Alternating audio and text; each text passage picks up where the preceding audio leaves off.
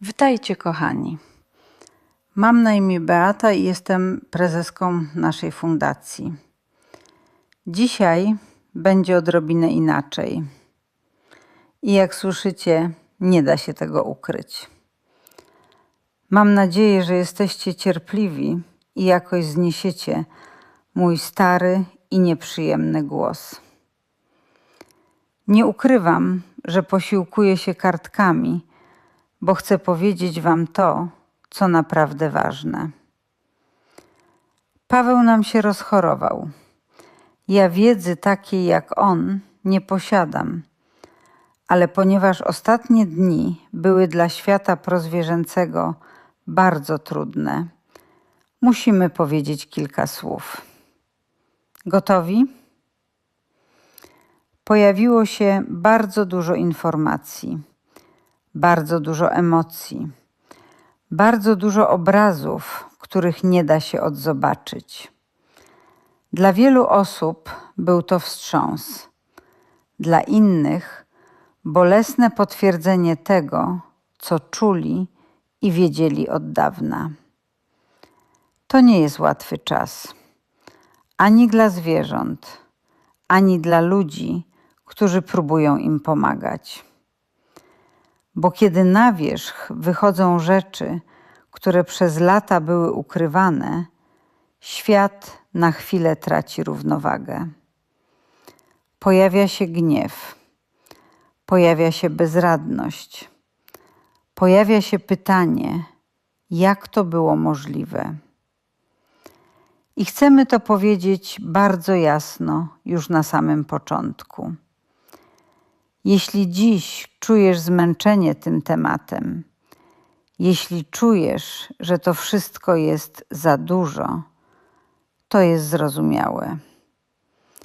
Bo to, co się wydarzyło w ostatnich dniach, dotknęło bardzo wrażliwego miejsca. Dlatego w tym odcinku nie będziemy krzyczeć, nie będziemy nikogo osądzać, nie będziemy nikogo do niczego namawiać. Chcemy się na chwilę zatrzymać i spróbować poukładać to wszystko spokojnie.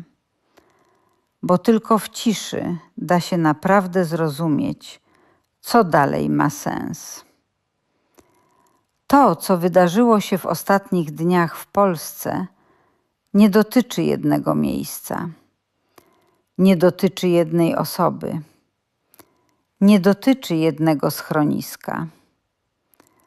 To, co zobaczyliśmy, odsłoniło coś znacznie większego. Miejsca, które miały być bezpieczne, okazały się miejscami cierpienia. Miejsca, które miały pomagać, przez lata krzywdziły. Dla wielu ludzi to był pierwszy moment, w którym zobaczyli prawdę. Prawdę, którą wolontariusze, inspektorzy, ludzie pracujący blisko zwierząt znali od dawna. Tyle, że ta prawda przez lata nie miała przebicia. Bo była niewygodna, bo była trudna, bo nie mieściła się w prostych narracjach. I dziś trzeba powiedzieć to bardzo wyraźnie. To nie są pojedyncze przypadki. To nie są czarne owce. To nie są wyjątki od reguły. To jest problem systemowy. Problem, który powstał na styku pieniędzy, braku kontroli, obojętności i złego prawa. Problem, który przez lata rósł w ciszy. Bo jeśli coś jest zamknięte za bramą, jeśli nie ma dostępu, jeśli nie ma przejrzystości, to bardzo łatwo jest udawać, że wszystko jest w porządku. I właśnie dlatego to, co wydarzyło się teraz, było tak wstrząsające. bo nagle świat zobaczył to, co do tej pory widziała garstka ludzi. I już nie da się powiedzieć, nie wiedzieliśmy. W tym wszystkim trzeba powiedzieć jeszcze jedną rzecz. Bez budowania pomników, bez haseł, bez mitologii. Fakty są proste. Jedna osoba zrobiła w kilka dni więcej, niż system zrobił przez lata.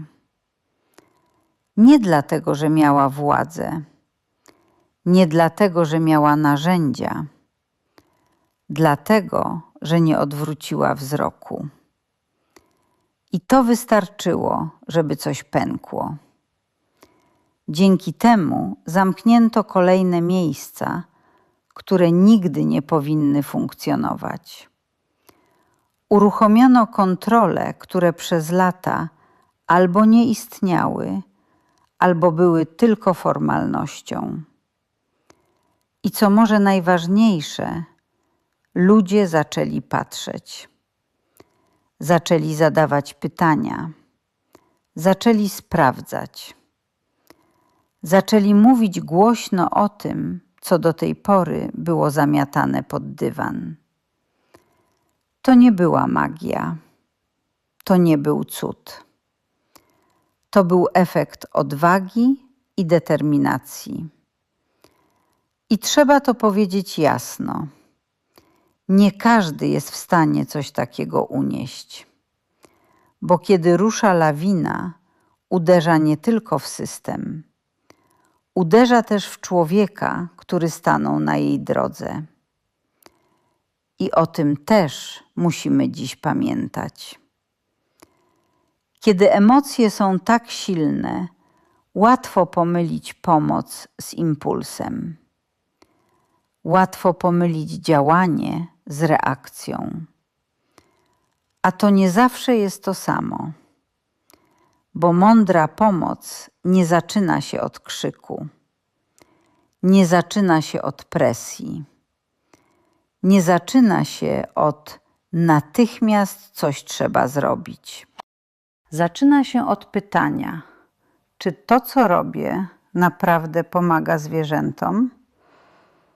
Czy trafia tam, gdzie trzeba? Czy wspiera realną zmianę, czy tylko łagodzi moje własne poczucie bezsilności? To są trudne pytania, ale one są dziś absolutnie kluczowe. Bo przez lata w Polsce funkcjonował system, który bardzo dobrze nauczył się wykorzystywać dobre serca. System, w którym emocje ludzi były paliwem, a zwierzęta walutą. Dlatego dziś tak ważne jest jedno. Zamiast pytać, komu pomóc najszybciej, warto zapytać, kto realnie bierze odpowiedzialność, kto działa transparentnie, kto nie boi się kontroli, kto nie znika, gdy kończą się oklaski. Bo prawdziwa pomoc nie zawsze wygląda dobrze na zdjęciach. Często jest niewygodna, często jest cicha, często nie ma w niej wdzięczności ani braw, ale to ona zmienia rzeczywistość. I właśnie do takiej pomocy dziś chcemy zachęcać. Nie do chaosu, nie do wzajemnych oskarżeń, nie do polowania na winnych w internecie, tylko do uważności, do sprawdzania, do myślenia długofalowego. Bo zwierzęta nie potrzebują jednego tygodnia oburzenia. One potrzebują systemowych zmian i ludzi, którzy zostaną na dłużej. To wszystko, o czym mówimy, nie jest dla nas teorią. To nie są wiadomości z daleka, nie są abstrakcją. To są rzeczy, które wydarzyły się bardzo blisko. W świecie fundacji, wolontariuszy, ludzi, którzy od lat działają przy zwierzętach, często bez kamer, bez nagłówków i bez wsparcia systemu. W ostatnich dniach wiele osób pracowało ponad siły. Były interwencje, były rozmowy, były kontrole. Były momenty, w których emocje mieszały się z bezsilnością. I były też chwile, które pokazują coś bardzo ważnego, że dobro czasem przychodzi cicho, bez zapowiedzi, bez maili, bez próśb. Po prostu ktoś przyjeżdża i zostawia realną pomoc. W takich momentach przypominamy sobie, że za każdą zmianą stoją konkretni ludzie. Ludzie, którzy nie pytają, czy to się opłaci, tylko pytają, co teraz jest potrzebne. I to też chcemy dziś powiedzieć bardzo jasno. Wsparcie nie zawsze wygląda jak wielka akcja.